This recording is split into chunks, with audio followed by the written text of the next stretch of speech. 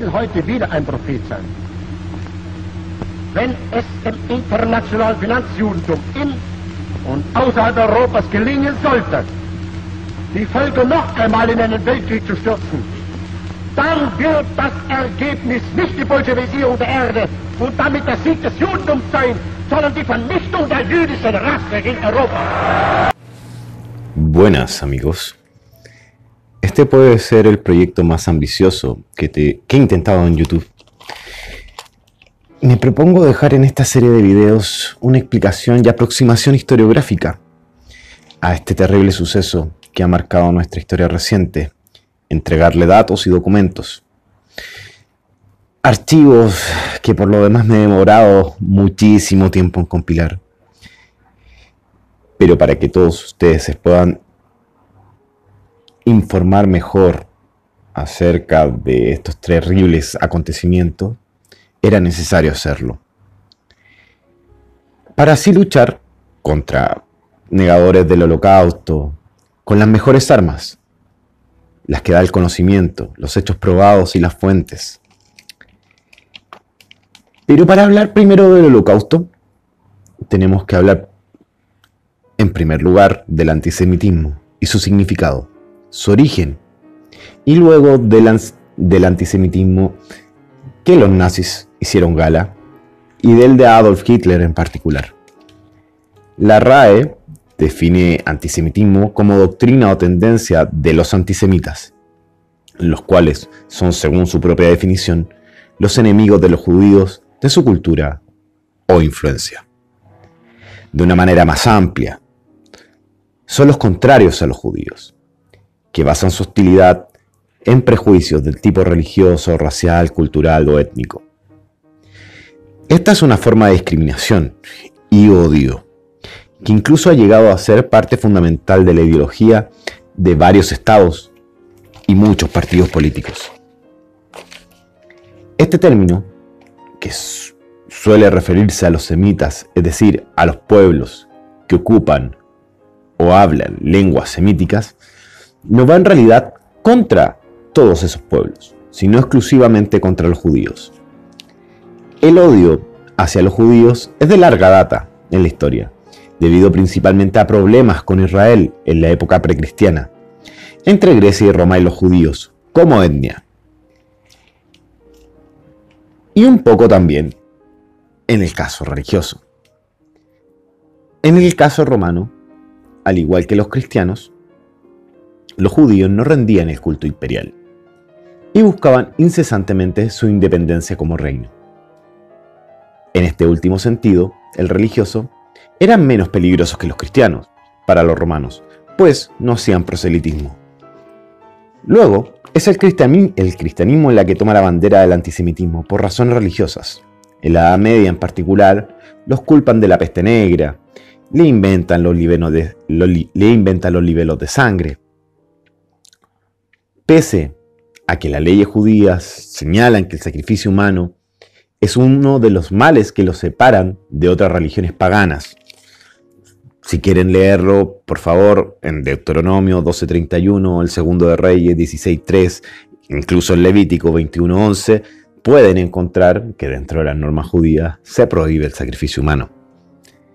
Este invento se basa en historias griegas, como la de Epión, que fue refutada por Josefo, o sea, ya en la antigüedad había sido refutada, o la de Sócrates de Constantinopla en los primeros siglos después de Cristo, las cuales se transforman y hacen popular con mucha potencia en el contexto medieval, más de medio milenio después.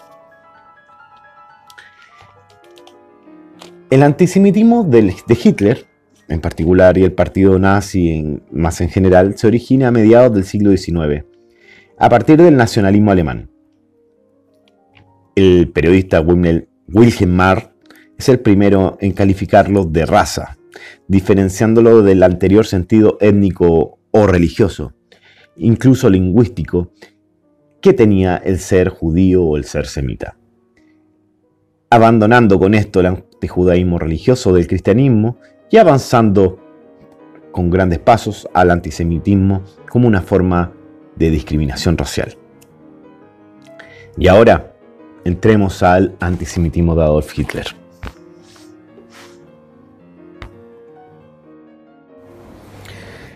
Hitler para mí es una persona muy extraña. En general nos cuesta empatizar con aquello que vemos como la maldad absoluta. A mí en particular me cuesta imaginarme en esa mente trastornada. Para eso intentaré hacer un acercamiento histórico al antisemitismo de Hitler. ¿Qué sabemos de él?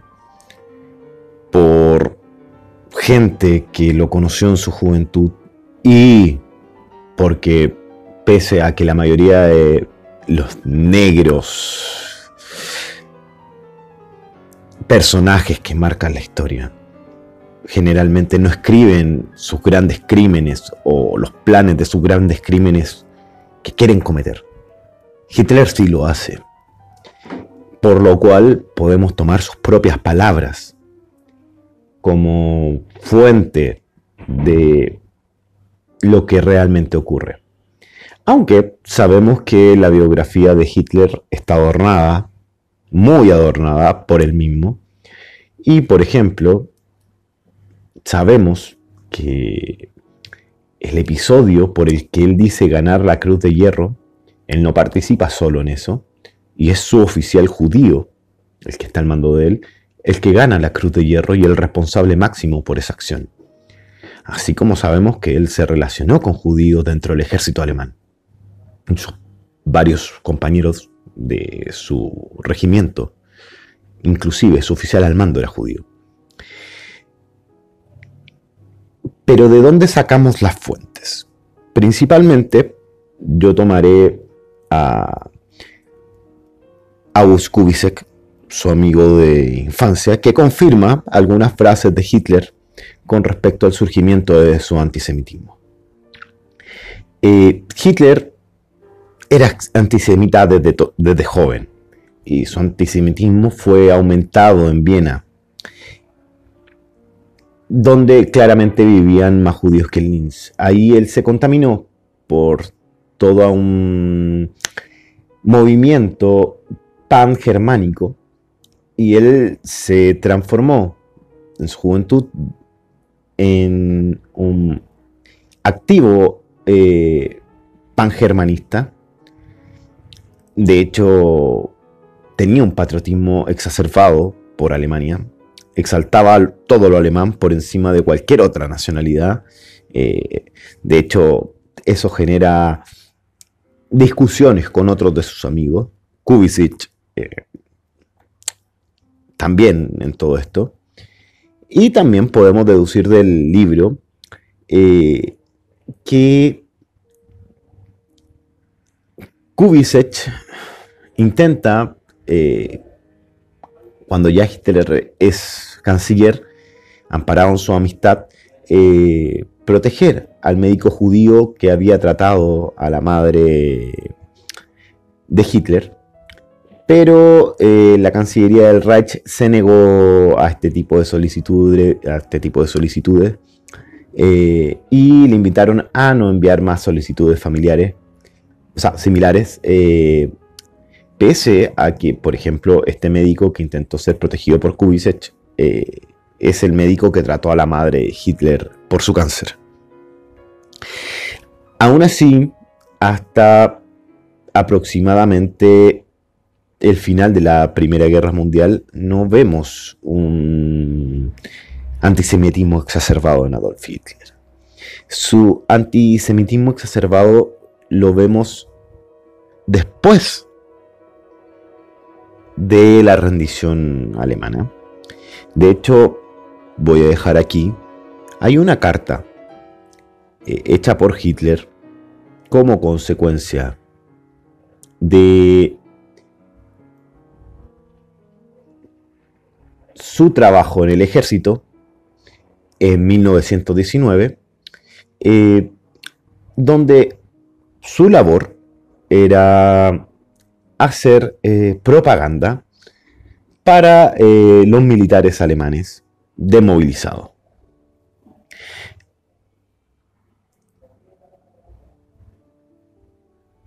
Esta carta, conocida como la Carta Gemlich, es una de las primeras veces donde se ve que Hitler es antisemita por su puño y letra.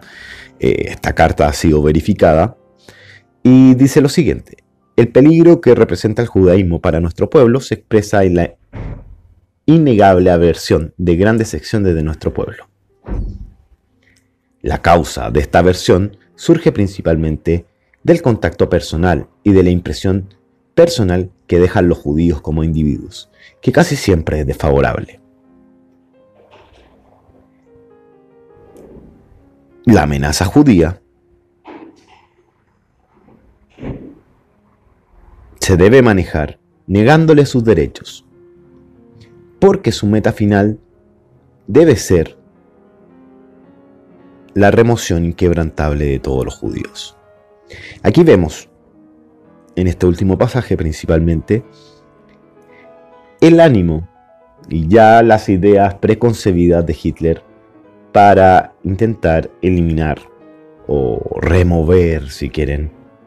Pero para mí ya este pensamiento se acerca al intento de exterminio físico que pretende Hitler hacia los judíos. Y también su conspiranoia con respecto a ellos. ¿Por qué este aumento en su conspiranoia? O sea, de ser un antisemita pasa a un punto superior en esta época. Y la razón yo la veo en uno de los mitos del Tercer Reich. Y con esto quiero terminar la primera parte que estamos viendo hoy. El mito es el de la puñalada por la espalda. Por esto vemos la exacerbación del sentimiento antisemita en Adolf Hitler, que después veremos en el próximo capítulo cómo él lo trata en Mein Kampf. Él siente que el ejército alemán no ha sido derrotado.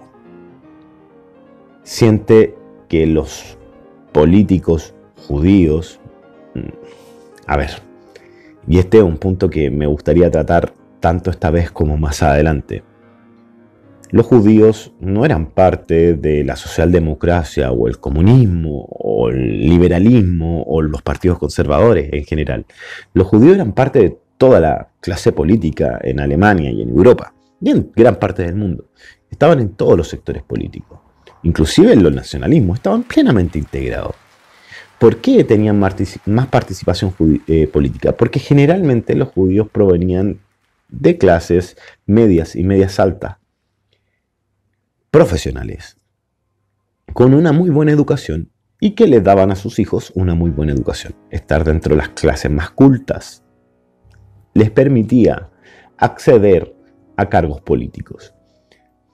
Debido a esto, muchos, siguiendo panfletos inventados como la teoría de los diarios de conspiración de los sabios de Sion y otros tantos pasquines antisemitas originados en la Rusia zarista o en estas mismas unidades pangermanistas, inclusive en Francia también hay una cosa así. Intentan hacer ver como a todos los partidos políticos democráticos como infiltrados de los judíos, principalmente el comunismo, que se ve como el demonio. Y bueno, llegando al final de la Primera Guerra Mundial, para gente como Hitler, soldados que han peleado fuertemente en las trincheras, que han visto morir a amigos, sentir que han sido derrotados y no entender por qué, si ellos todavía están a una decena de kilómetros de París, si todavía están ocupando Bélgica. No entienden por qué se les pide una rendición, un armisticio, que es avergonzante. Si ya ganaron, en el frente oriental, si obtuvieron inmensos territorios de Rusia? ¿Por qué en este momento se ven obligados a rendirse? Bueno, para esto yo voy a contarles una pequeña historia para que lo entiendan. Cada vez que se inicia un debate o un estudio acerca de las posibles causas que llevaron a Hitler a la Cancillería del Reich el 30 de enero de 1933, y en particular las razones que propiciaron un auge de los movimientos ultranacionalistas en Alemania desde 1919, siempre aparece como un denominador común de ciertas posturas ideológicas la denominada leyenda de la puñalada por la espalda, inclusive la justificación del Holocausto. Con ella se pretende significar que fueron los políticos, los parlamentaristas, quienes traicionaron al ejército alemán firmando una capitulación innecesaria y vergonzosa, cuando éste aún se encontraba ocupando suelo enemigo. En definitiva, es a los políticos y no a los militares a quienes se responsabiliza de todos los males acaecidos desde 1919, minando con ello desde sus bases la naturaleza de la propia República de Weimar, nacida tras la Primera Guerra Mundial. Es esta leyenda algo normalmente no bien explicado y generalmente consecuencia de lo anterior no bien entendido, ya que en la mayoría de las ocasiones resulta más interesante ofrecer una visión sesgada de lo que realmente ocurrió en aquellas tempestuosas jornadas que se sucedieron desde los días 29 de septiembre de 1918. Tratemos de ver qué sucedió realmente durante aquellos días y cuáles fueron las circunstancias que desencadenaron no solo que la derrota, que era algo inevitable, sino la capitulación alemana en las condiciones en que ésta se produjo. Y para ello, permítanme seguir y citar las palabras de quien, en mi modesto entender, lo ha descrito de mejor manera. Sebastian Haffner, en su magistral obra Die Deutsche Revolution, publicada en castellano bajo el título de La Revolución Alemana 1918 y 1919, páginas 27 y siguientes. El domingo 29 de septiembre de 1918 es una de las fechas, no sé si más importantes, pero desde luego más significativas de la historia alemana. Los hechos que tuvieron lugar ese día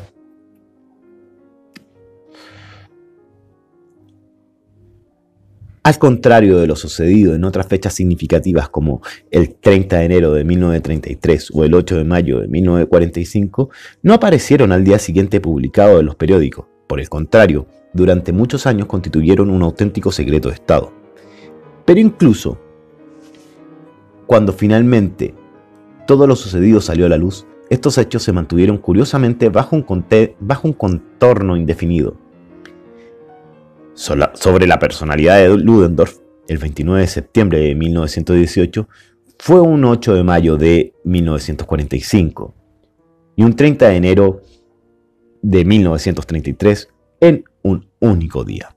Significó simultáneamente la capitulación y la reforma del Estado, y ambas cosas sucedieron gracias al empeño de un solo hombre, cuyo cargo constitucional no le autorizaba en lo más mínimo a llevar a cabo acciones de tal magnitud. Este hombre era el jefe adjunto del Estado Mayor General, Erich Ludendorff. Hemos comenzado diciendo que en el poder de Ludendorff, que fue casi ilimitado durante los 2 últimos años de guerra, y que tal poder nunca se mostró tan deslumbrante como el día en que se le hizo entrega del poder y destruyó su instrumento de gobierno. Puede llegar a decirse sin rubor alguno que ese día Ludendorff ejerció un poder que ningún otro jefe de Estado alemán antes de Hitler poseyó jamás, ni siquiera Bismarck. Incluso su jefe nominal, el mariscal de campo Hindenburg, no fue otra cosa que un obediente instrumento. El Kaiser, jefe supremo del ejército, no conforme prescribía la Constitución. Se había acostumbrado a ejecutar como una orden todos los deseos del alto mando, tanto en el ámbito político como en el militar. Era Ludendorff quien decidía cuándo y cómo entraban y salían tanto el canciller como los ministros. De este modo, cuando Ludendorff decidió de un día para otro convertir la Alemania de Bismarck en una democracia parlamentaria, no había quien le contradijera o ofreciese resistencia. Es curioso y a la par sorprendente que este hombre, que no era más que un general como muchos otros y que ostentaba el cargo de segundo a bordo dentro del alto mando del Estado Mayor del ejército alemán, sin cargo político ni mandato alguno, pudiese acumular un poder dictatorial como el que ejerció durante ese periodo. Incluso hoy en día, muchos historiadores no han llegado a encontrar una respuesta clara a esta interrogante. Al mismo tiempo, el propio carácter y personalidad del sujeto mantiene una aureola enigmática. Y cuando más se profundiza en su estudio, más enigmático se nos revela. Si bien Ludendorff no era ningún héroe popular como Hindenburg, las masas tampoco significaban nada para él, quien cedió a la popularidad y esplendor de su superior. La vanidad no era uno de sus atributos. Podría llegarse a afirmar que no le daba ninguna importancia a la fachada, los atributos del poder, sino al poder en sí. Pero si observamos con detenimiento, incluso el poder en sí también le resultaba bastante indiferente. Y es que ningún dictador de facto a lo largo de la historia ha entregado voluntaria y conscientemente su poder, organizando el traspaso reglamentario a sus opositores sin previa autorización, tal y como lo hizo Ludendorff. Solo Lucio Cornelio Sila protagonizó un espectáculo parecido, pero ni siquiera el ilustre romano muestra un desprecio al poder en sí como lo hace el general alemán.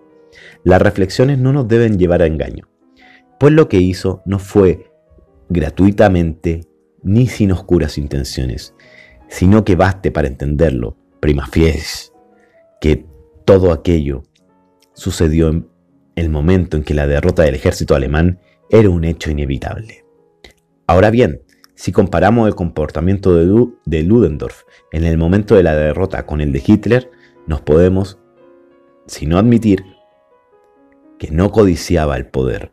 Era desinteresado de un modo curiosamente severo, casi malvado. Hafner lo describe, no como un embaucador ni un líder de masas. Carecía del encanto y poder diabólico alguno. No era capaz ni de fascinar, ni de convencer o hipnotizar. Era rudo en el trato, seco, poco amable, reservado, y sus amistades eran escasas. Pero en su terreno, en el campo militar, era sin duda un buen entendido, aunque dudosamente fuera el más dotado estratega, que más adelante sus seguidores quisieron hacer de él. Más que un moderno Napoleón, era un buen organizador y un buen administrador. Un técnico de la guerra con una enorme sangre fría y hombre de firmes resoluciones, escrupuloso e infatigable en su trabajo de un modo despiadado. En definitiva, era un general eficiente, pero no era el único, por lo que cuando nos preguntamos qué circunstancias llevaron a este hombre a ejercer el poder que nadie le otorgó, de semejante modo, solo podemos concluir diciendo que fue su riguroso y casi inhumano desinterés que le capacitaba para ser enteramente voluntad, enteramente instrumento y enteramente encarnación. Es que Ludendorff encargaba como ningún otro la nueva burguesía dominante en Alemania, que durante la guerra había ido arrinconando cada vez más a la vieja aristocracia. Encarnaba sus ideas pangermánicas, sus furibundas ansias de victoria, su obsesión, con la que se jugó el todo por el todo y se hizo con el poder. Como era desinteresado, se encontraba libre de cualquier consideración personal, en realidad de cualquier consideración, ya que era demasiado realista de un modo inquietante, casi inhumano. Esta era la razón por la que en cualquier momento y bajo cualquier circunstancia era capaz de jugarse el todo por el todo y de hacer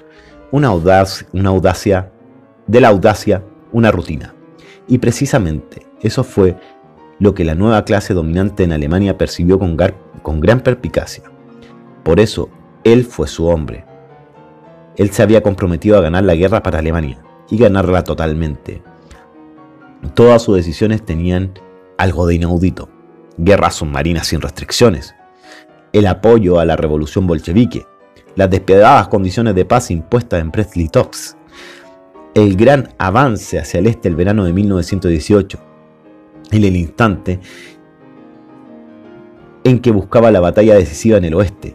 Era su estilo, y el estilo de la nueva clase dominante de la alta burguesía alemana, convirtiéndose por tanto en espejo de esta. Con Ludendorff apareció por primera vez un nuevo rasgo del carácter alemán, una tendencia a la exageración fría y obsesiva y el desafío del destino, un todo o nada que se convirtió en un leitmotiv de toda una clase y que desde entonces no ha vuelto a desaparecer de la historia alemana. Por todo ello no podemos sino decir que su solitaria decisión, el día 29 de septiembre de 1918, llevaba su sello personal. A menudo se ha dicho que ese día, o más exactamente el viernes 27 de septiembre, Ludendorff simplemente perdió los nervios. Es cierto que el general no quiso reconocer la derrota sino hasta el último instante. Derrota previsible desde hacía varios meses. Aún en julio de 1918, cuando le preguntaron por el recién nombrado secretario de Estado, von Kinzet, aseguró que esperaba la victoria final con la inminente ofensiva de Reims, tratando de acallar su propia conciencia y su mejor concepción de los hechos. Incluso en el Consejo de Ministros celebrado el día 14 de agosto, tras el fracaso de la ofensiva y las primeras graves derrotas alemanas, consideró poder hacer frente a la capacidad combativa del enemigo con una resistencia a ultranza, mostrándose partidario de alcanzar una mejor posición militar, emprendiendo iniciativas de paz. Pero el 29 de septiembre lo que se exigía era una petición de armisticio en 24 horas, argumentando tal decisión en que no sería capaz de evitar un desastre militar en el frente occidental. Desastre que no tardaría en producirse en más que esas 24 horas. Esto levantó naturalmente las sospechas de que el general había perdido los nervios, sobre todo cuando en los días y semanas posteriores se comprobó que tal catástrofe militar no se producía, y a duras penas los ejércitos alemanes resistían aún en el campo de batalla que había sido su hogar durante los últimos 4 años.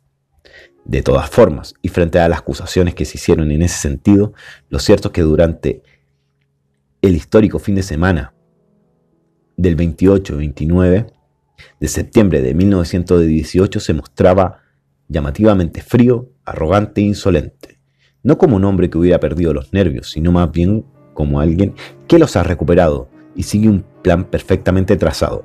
Son muchas las pruebas que llevan a concluir que esta impresión no es falsa. Ludendorff no fue nunca un hombre prudente que buscase la seguridad dejando varias puertas abiertas en distintas direcciones. Su formación como oficial de Estado Mayor y su temperamento le habían hecho desarrollar un estilo de pensar y actuar que solo conocía posiciones energéticas, es decir, extremas. Ludendorff se había acostumbrado a simular planes alternativos, como se hace habitualmente en un Estado Mayor, para luego decidirse por uno de ellos y ejecutarlo con la máxima energía. Lo llevaba hasta sus últimas consecuencias. Si el plan fracasaba, entonces ponía en marcha otras alternativas y tomaba nuevas decisiones radicales. Lo que verdaderamente atormentaba a Ludendorff en el verano de 1918, llevándolo en algún momento al borde del colapso nervioso, como muchos presenciaron, considero que debió ser el verse obligado a chapucear, sin seguir una línea concreta, un plan preconcebido e incapaz de aceptar la posibilidad de una derrota, persiguiendo obstinadamente una línea de victoria que no se veía segura. Pero de pronto, el día 27 de septiembre, rota la línea a Hindenburg, no quedaba otra salida, y sus sólidos, pero no extraordinarios conocimientos militares, le permitieron ver la posibilidad de una inminente catástrofe militar. Se vio obligado a imaginarse la posibilidad de la derrota, provocándole tal apreciación un impacto psicológico tal que supongo debió ser tan terrible como aliviador, dado que ahora, al fin, podría elaborar un plan. Al menos estaba clara cuál era la línea que debía seguirse y cuál era el objetivo concreto del plan a diseñar. Ahora podía y debía planear la derrota, y la planeó del mismo modo que había planeado la victoria total, como un militar y no como un político, de modo que a la vista de la derrota, concentró sus fuerzas en un solo objetivo: salvar la existencia y el honor del ejército. Siempre, en todas las guerras, se produce un sutil conflicto entre el poder político y el poder militar. Es inevitable. Cuando lo que se consigue es la victoria, este conflicto suele quedar velado por los laureles, pero la derrota, por el contrario, lo que hace es sacarlo a la luz despiadadamente. Así, quienes tienen encomendada la dirección de un ejército ya abatido y derrotado, olvidan frecuentemente los intereses del país al que sirven, incapaces para defenderlo ya, y solo piensan en sí mismos y en cómo mantener intacto su honor militar. Al igual que sucedió en Francia en 1940, sucedió en Alemania en 1918. Ludendorff tenía que salvar al menos la existencia y el honor del ejército alemán. Para salvar la existencia del ejército era necesario acordar el armisticio lo antes posible, pues cada día que transcurría hacía más posible el total colapso del mismo. Sin embargo, la salvaguardia del honor del ejército debía pasar inexorablemente por el cumplimiento de una premisa principal. La petición del armisticio debía salir del gobierno, no podía parecer que saliera del alto mando del ejército. En definitiva, debía tener una motivación política, no militar. Con este objetivo a cumplir se planteaban tres cuestiones. 1. ¿Cómo se motivaba políticamente a una petición de armisticio? 2. ¿Qué gobierno estaría dispuesto a prestarse a ello? 3. ¿Cómo asegurarse de que el enemigo victorioso concediera realmente el armisticio solicitado? La respuesta a cada una de las tres cuestiones convergía en un punto común. Para que pareciera existir una motivación política, la petición de armisticio debía aparecer junto a una oferta de paz y debía proceder de aquellos que siempre habían abogado por una paz acordada, es decir, de los partidarios de la mayoría parlamentaria, de modo que estos partidos tenían que entrar en el gobierno o formar ellos mismos el nuevo gobierno. Para que la mayoría parlamentaria estuviese dispuesta a asumir la responsabilidad del gobierno, era necesario que recibiese algo a cambio. El precio de ello no era otra cosa que una reforma constitucional, la transición hacia una democracia parlamentaria. Esta reforma mejoraría a su vez las posibilidades de aceptación de la petición de armisticio. Y es que la entendía que estaba llevando a cabo una guerra por la democracia. En particular, el presidente norteamericano Woodrow Wilson se había comprometido públicamente a marcar como objetivo principal de la guerra la democratización de Alemania. Así las cosas, si ahora se presentaban ante él un nuevo gobierno democrático, resultaría casi imposible rechazar su petición de armisticio. Los 14 puntos del presidente norteamericano se adoptarían como base de las negociaciones de paz y de este modo se evitaría la negativa. Pero si a pesar de todo las potencias vencedoras se negaban e imponían condiciones imprevisibles y deshonrosas, como sucedió finalmente, el nuevo gobierno popular tendría una doble alternativa. Bien, desencadenar una guerra popular o por el contrario, someterse a la exigencia de los vencedores. En cualquier caso, y era lo más importante, el ejército habría quedado intacto, bien en lo que concerniese a su existencia, bien en lo que concerniese a su honor. Incluso se podía tal vez permitir elevar una protesta, tan inútil como inofensiva, contra la vergonzosa sumisión que hubiese adoptado el gobierno democrático. Con ello, quizás, una vez finalizada la guerra y con sus fuerzas y honor intactos, podrían deshacer el camino derrocando al gobierno parlamentario que había permitido la humillación de la patria por la deshonrosa capitulación. Este era el plan de Ludendorff para manejar la derrota, y así lo planteó el 27 de septiembre. Al día siguiente puso al corriente a Hindenburg, quien lo aprobó. El 29 de septiembre consiguió una tras otra la aprobación del Ministerio de Asuntos Exteriores, del Canciller y del Kaiser. Al contrario que con su gran ofensiva del verano de 1918, ahora Ludendorff había conseguido al primer intento un éxito rotundo en su última gran operación.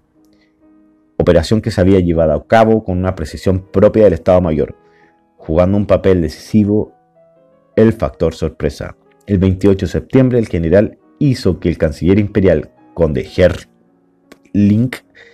Hertling fuese informado por su oficial de enlace en Berlín, coronel Winterfeldt, de que el alto mando del ejército había llegado a la conclusión de que se había hecho necesaria una reestructuración del gobierno a nivel general o un desmantelamiento del mismo.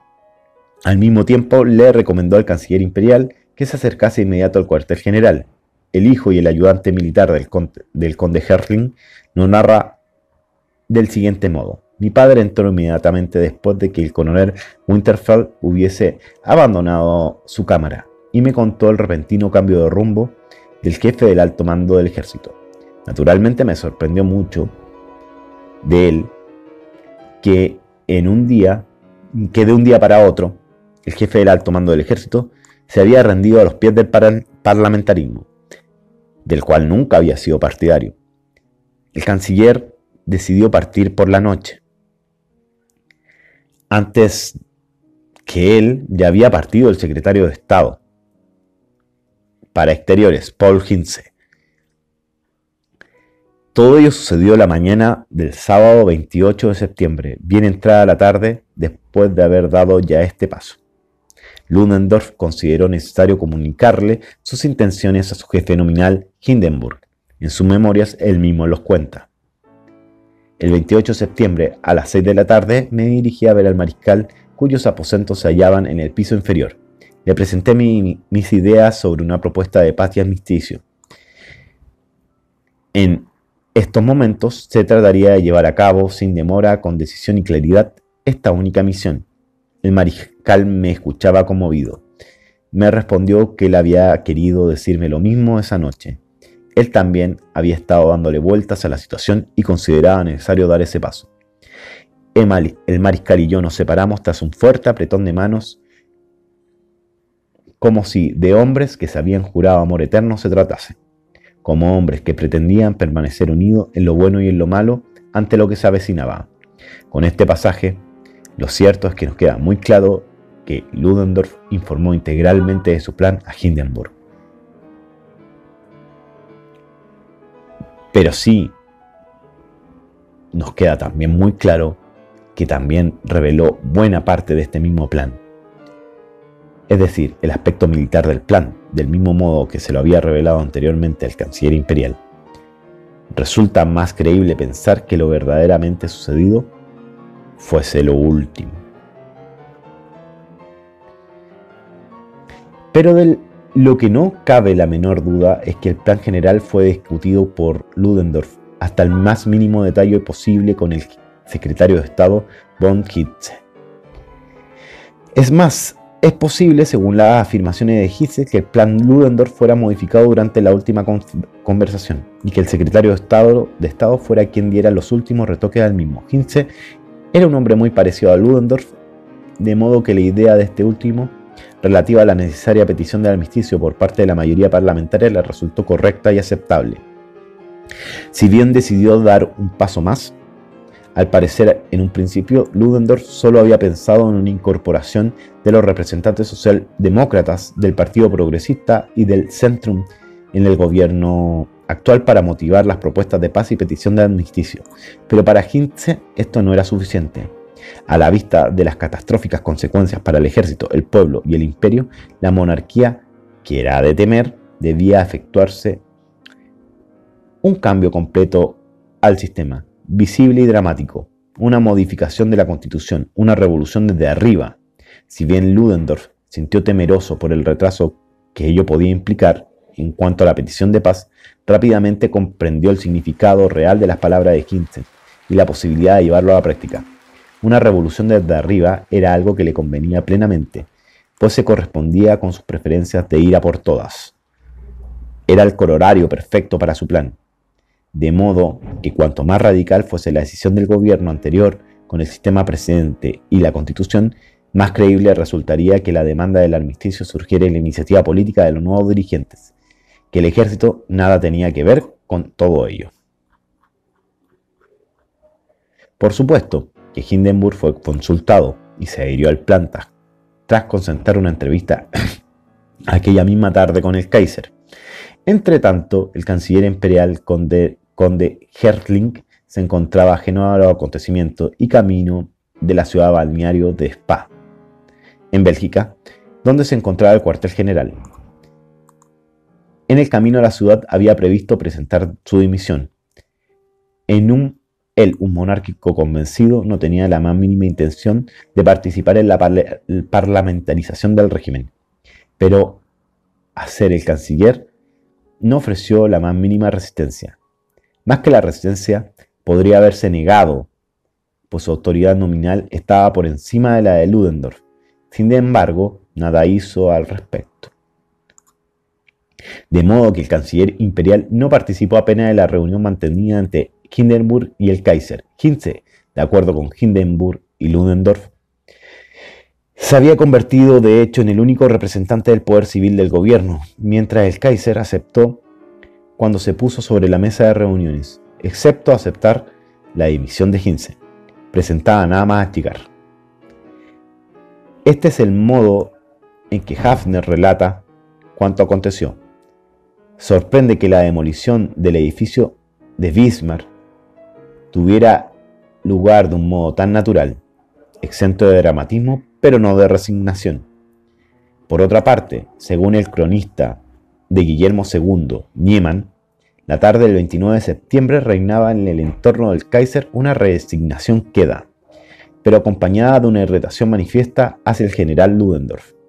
Ahora bien, si el 29 de septiembre de 1918 los poderes constitucionales del imperio capitularon sin resistencia alguna, no tan fácil resultó en los días siguientes la constitución del gobierno parlamentario en Berlín, que junto al poder gubernamental tenía que cargar con la responsabilidad de la derrota. Bueno, y para terminar, la Dolchos o la apuñalada por la espalda. Se dice que fue acuñada por Ludendorff durante la comisión parlamentaria sobre la derrota, celebrada el 28 de noviembre de 1919, en la que dijo que el ejército había sido apuñalado por la espalda. Creo que se dice von hinten dolchot worden. Se dice también que había encontrado a un general inglés en Suecia, Sir Neil Malcolm, que fue el que le comentó que habían sido traicionados.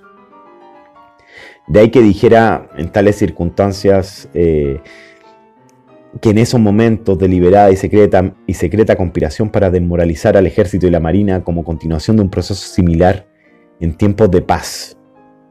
Por esto debía fracasar nuestra operación y provocar nuestra caída,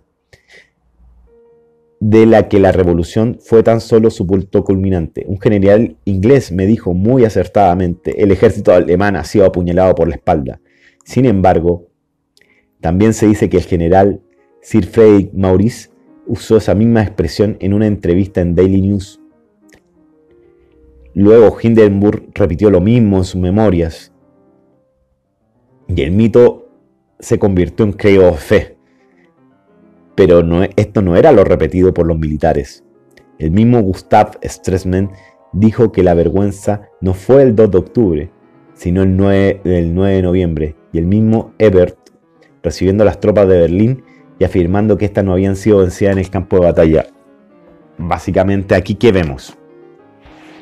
El mismo Ludendorff y el mismo Hindenburg, que fueron los que planearon todo esto, junto con otras personas, son los que generan este mito de que ellos no habían sido derrotados en el campo de batalla. Alemania ya no era capaz de pelear la guerra tácticamente. Económicamente el gobierno estaba derrotado. La forma para salir de todo eso, del bloqueo que los oprimía, que no los dejaba producir, era generar una revolución desde arriba. Y ese fue el plan de Ludendorff. Queda bastante claro viendo las memorias de todos ellos y desbrozando lo que están diciendo.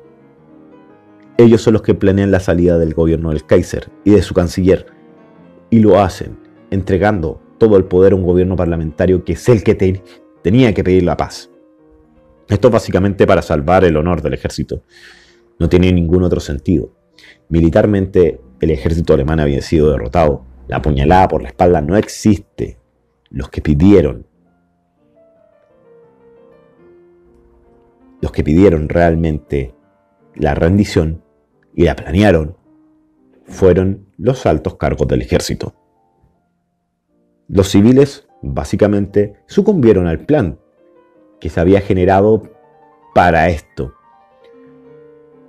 Un plan bastante brillante, pero que es el fundamento de parte del antisemitismo de Hitler. Una mentira. Nunca hubo una puñalada por la espalda. Lo que ocurrió fue que el Estado Mayor alemán intentó deslindarse de la responsabilidad de la derrota.